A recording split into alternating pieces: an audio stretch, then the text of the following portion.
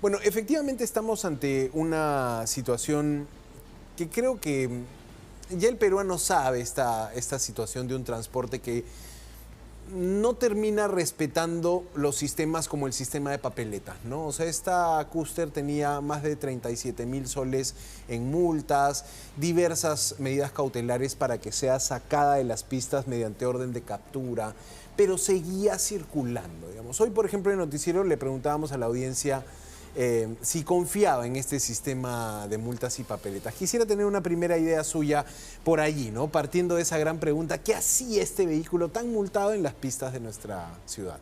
Bien, Santiago, hay que entender el por qué precisamente estos vehículos circulan en las pistas con tantas papeletas impagas, ¿no? Y eso demuestra algo que has dicho claramente. El sistema es ineficiente. El sistema que sanciona las infracciones de tránsito y las infracciones de transportes no están vinculadas. O sea, es decir, solamente resta o acumulan puntos las sanciones de tránsito, más no la de transporte. Este marco de impunidad ha generado que en la actualidad, por ejemplo, se hayan instalado mafias que se dedican a impugnar papeletas para llevarlas a procesos contenciosos administrativos, darle la vuelta, como se dice, al tema, y que lamentablemente vemos que no es solamente este vehículo, son miles de vehículos que circulan de la misma... Con deudas millonarias. Así es. Inclusive los operadores formales tienen conductores que ya registran sanciones y papeletas impagas, ¿no? Entonces, la pregunta siempre ha sido, ¿qué hacer ante esta situación? O sea, ¿solamente es el sistema o es en realidad una situación integral, ¿no? Y para hacer un análisis de esto, tendríamos que quizás retroceder un par de días al discurso de nuestra primera mandataria, que no hizo alusión a nada relacionado ni con el tránsito ni con el transporte. Retrocedemos un poquito más a principios de año, cuando se elevan las muertes violentas. Las autoridades de nuestro país, ¿qué dijeron, no? Salieron a poner la mano y dijeron, esto no es cierto, la mayor cantidad de muertos son por accidentes de tránsito. Como si los accidentes, o como si estas muertes no significaran... de otra categoría, ¿no? Así es, ¿no? ¿Sabes cuántos muertos registrados en nuestro país en los últimos 15 años? Por favor, ¿cuántos? Incluido el tiempo de los 2 años de pandemia, más de 45.000 muertos. Increíble. En el Perú. Es que es un estadio nacional lleno de cadáveres. Así es. Una cosa así. Así es. Ahora, quiero escuchar con usted la declaración siguiente. Te voy a pedir la línea 25 de los hermanos del chofer, que salen a defender, obviamente, y uno puede entender aquí la situación de una familia que dice, oye, dicen que mi hermano manejaba con papeletas, las papeletas las tenía el vehículo, dice la hermana. Pero el hermano te da el detalle de cómo este chofer alquilaba una unidad en Nueva Estrella, ¿no? Estoy con el coronel Franklin Barreto, experto en accidentes de tránsito, fue jefe del departamento de la policía que investigaba precisamente estos hechos, y estamos comentando esta tragedia que nos ha vuelto a hacer reflexionar sobre la situación de nuestro transporte. Vamos a escuchar esa declaración, sigo conversando con el coronel. Lo quiero aclarar, que mi hermano tenía sus papeles en regla, que mi hermano no tenía papeleta, él tenía su brevete en vigencia, no tiene multas. Esas multas que dicen que pertenece a mi hermano no es a él. Esas multas que aparecen, el dinero deudante que dicen que debe, eso le pertenece al dueño de la Custer. Mi hermano laboraba para ese dueño. Pero llega el anconero, ¿y qué sucede allí? ¿Cómo es que les adjudican cada una de estas unidades, por ejemplo? ¿Cómo hacen? ¿Cómo es este proceso? Llegan y simplemente presentan documentación de que si tienen licencia y bueno, agarran y les alquilan el carro. Es como que alquilar un carro, un taxi, digamos, ¿no? Un taxi, un colectivo, alquilas y te lo dan y vas y manejas y das la cuenta del día y simplemente te quedas con un porcentaje como trabajador. Mira, en todo el dolor la familia nos ha dado información importante, coronel. O sea, primero, claro, la hermana dice, mi hermano alquilaba esa unidad y esa unidad ya tenía una deuda millonaria, ¿no? Pregunta, ¿por qué seguía circulando? ¿No hay capacidad fiscalizadora para extraer esos vehículos sancionados de las calles y ponerlos en almacenes, por ejemplo? Claro, lamentablemente ya ha quedado demostrado que el sistema de sanciones es ineficiente. Todo esto está dentro del marco de un procedimiento administrativo sancionador y que de acuerdo a sus niveles ya de paso llegan a un procedimiento ejecutivo, coactivo, Claro. que es larguísimo. O sea, es larguísimo en realidad. Tiene que haber notificaciones previas, es decir, todo un papeleo, un trámite, claro, increíble, ¿no? claro. Entonces, esto hace de que a la par de que las papeletas van a ser impugnadas o simplemente impagas, esperando que pasen los 4 años para la prescripción de acuerdo a la Ley de Procedimiento Administrativo General, entonces vemos que los conductores, propietarios, están dentro de esa aura de impunidad, ¿no? Entonces, no es casualidad, por ejemplo, que nuestro país ocupe ese triste segundo lugar con los peores conductores del mundo, ¿no? Porque justamente el día de hoy leía la experiencia de una periodista que ha subido precisamente a un anconero. Sí, la vi. Y ha sido terrible para ella. Sí, Ha visto el conductor enviando mensajes de texto, hablando por teléfono, lanzando improperios, excediendo los límites de velocidad, ¿no? Y parece mentira que estando ya en el siglo XXI, todavía tengamos que depender de un cinemómetro, que es el radar de velocidad, que sea accionado por una persona. No tenemos controles electrónicos que deberían, como en muchos países, Correcto. operar tanto de día como de noche. O sea, usted dice, por ejemplo, portales que ya automáticamente te midan, como los que tenía el Callao, digamos, ¿no? O sea, Así es. no medición operada por personal, sino lo que ocurría en el Callao, que en un momento nadie quería manejar por el Callao porque decían, oye, te va a llegar la papeleta, pero se logró. Ahí el sistema de papeletas de alguna manera logró reducir los accidentes de tránsito, ¿no? Claro, más que todo por miedo y no por conciencia, sino simplemente por miedo. Porque acá hay que señalar algo, ¿no?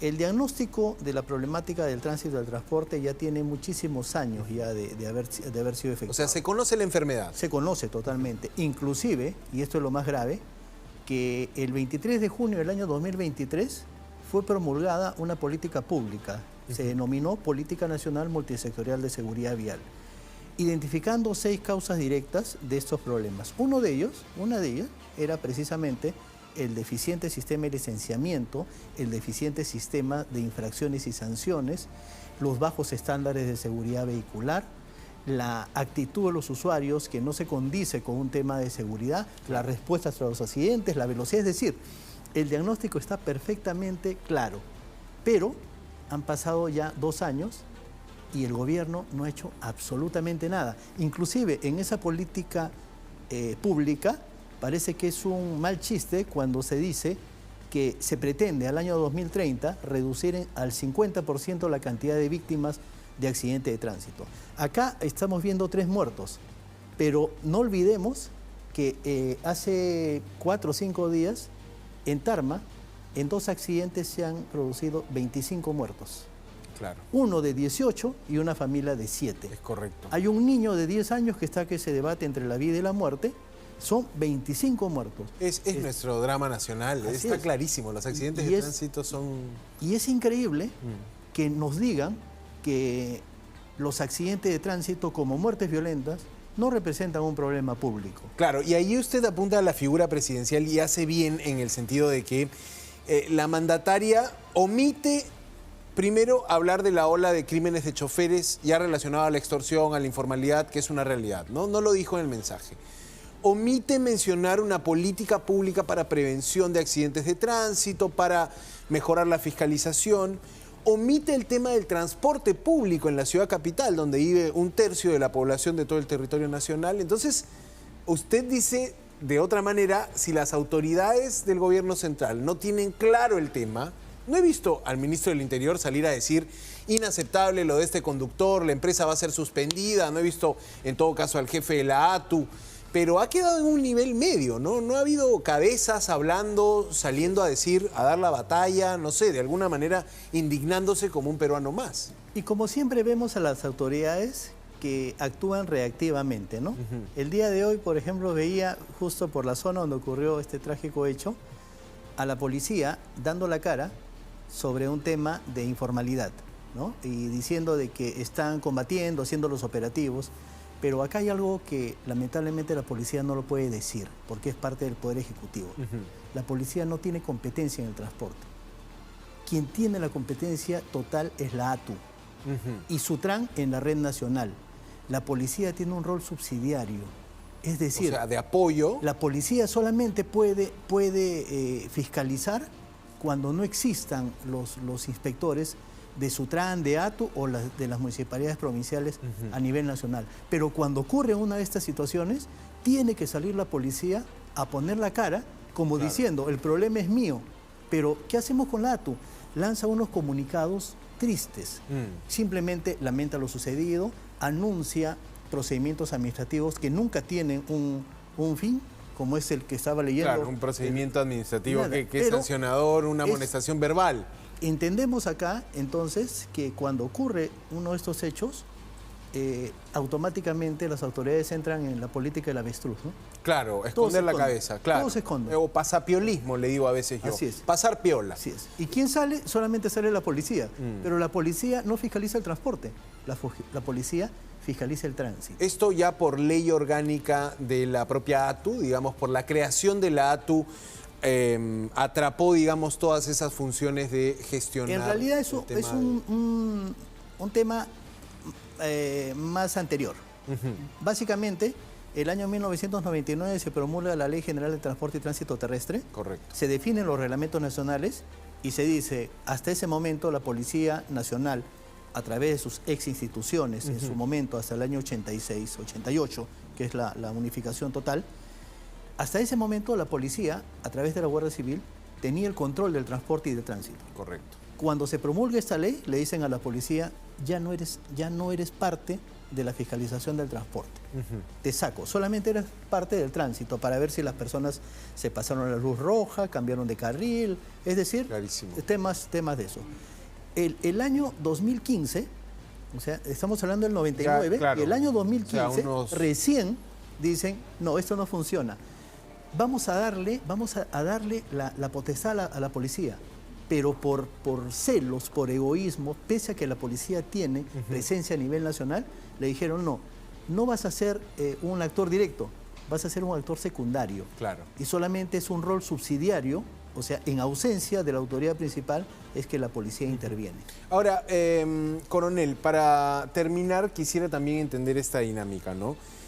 Incluso el propio accidente nos ha mostrado dos historias muy distintas. El chofer del Metropolitano, un chofer en planilla, bajo una empresa municipal o privada que concesiona, digamos, pero una persona que por fortuna no perdió la vida y está siendo asistido y que diríamos es un conductor de la formalidad y el chofer del lanconero en la informalidad, digamos, una persona absolutamente desamparada en sus beneficios laborales que encuentra la muerte de esta manera, digamos. Esas dos historias ya no nos dicen algo de hacia dónde debe ir un sistema de transporte, porque pareciera que acá hay una fuerte demanda de transporte y que la están llenando servicios informales, ¿no? Cuando quizá lo que necesitamos es transporte masivo, metros, más metropolitanos, digamos, ese tipo de transporte formal que pone en planilla a la gente. ¿Qué piensa usted? Sí, por supuesto, ahí está la formalidad versus la informalidad, ¿no?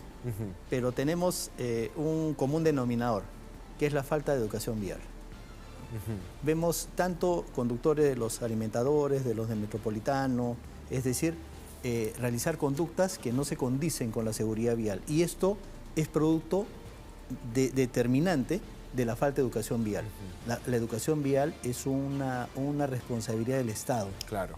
Y para eso necesitamos no solamente la educación vial, sino tener una seguridad vial. Entonces, si es que no se le enseña a la persona a manejar, entonces vamos a ver que esa persona tiene un comportamiento común, que es el de la imprudencia.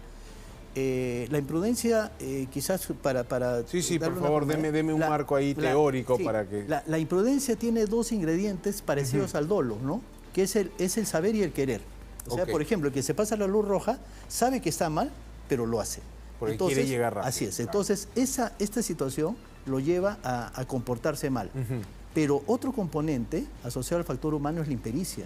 Y la impericia está relacionada con la educación. Entonces, si nosotros vemos cómo se porta el Estado para flexibilizando, por ejemplo, los controles o las exigencias para revalidación de licencia, para obtención de una licencia, ¿qué hacen los conductores en la vía pública? Vemos que la educación vial nunca ha funcionado. Entonces, en realidad, más que conductores imprudentes, tenemos conductores que no saben manejar, que no saben desplazarse por una vía pública, que no saben cuáles son los límites de velocidad, que no saben cuáles son... Interesante ese punto de vista, porque va, además, ese punto de vista va a un tema que sí es verdad. Hay que mejorar el nivel de conducción en la ciudad capital, hay que mejorar el nivel de conducción en el territorio nacional. Estos choferes no podrían conducir sin un brevete A2B, sin una profesionalización del manejar, ¿no? Le agradezco mucho y solo quiero que me acompañe a ver el siguiente cuadro, que aquí nos preguntábamos un poco si el sistema daba para más. Ya viene Latina Suma, ojo, quédate con nosotros que ya conversamos en un ratito sobre noticias buenas, noticias positivas. Mire, el problema con las multas, y usted me decía esto, coronel, las papeletas son rápidamente judicializadas, ¿no? Impugnadas por abogados. Aquí ya hablamos de mafias, incluso en la puerta del SAT están ahí ofreciéndote sus servicios, ¿no? Deficiente fiscalización, el diario El Comercio calcula 80.000 vehículos con orden de captura circulando. Y en el ámbito municipal, depósitos sin espacio, cero incentivos para renovar flota, el plan del chatarreo que no es que funcione. ¿Qué hacen otros países para renovar flota? Esta unidad accidentada tenía que salir, entiendo, en estos años ya de circulación. ¿Por qué no funcionó nunca el plan de chatarreo, coronel? Porque en realidad no ha habido un interés político para canalizar esta política pública del chatarreo, ¿no? Inclusive ha llegado a tal extremo que en la actualidad un vehículo con 35 años de antigüedad puede seguir operando en el transporte público. Correcto. Cuando lo normal es que sea 15 años, cuando cumple su vida útil. Acá tenemos un proceso de inspecciones técnicas vehiculares, porque también otra cosa que llama la atención es que este vehículo tenía una revisión técnica vigente. Claro, pasó la revisión técnica. Claro, pero nosotros, bueno, en este escenario, como espectadores, decimos, algo tiene que haber pasado para que ese vehículo que no tiene las condiciones de seguridad tenga una revisión técnica. Correcto. En realidad pasó lo que la ley permite, porque la ley permite que un vehículo que tenga, por ejemplo, 50%, 60% de efectividad en frenos, pueda pasar revisión técnica. O sea, pueda ser aprobado. Un vehículo que no tenga tape de combustible o que el parachoque esté mal asegurado, puede pasar. O sea, en ese momento, y solamente le ponen un cintillo para que a la siguiente revisión pueda subsanarla. Mucho por mejorar allí, mucho por mejorar. Coronel, le agradezco mucho su tiempo.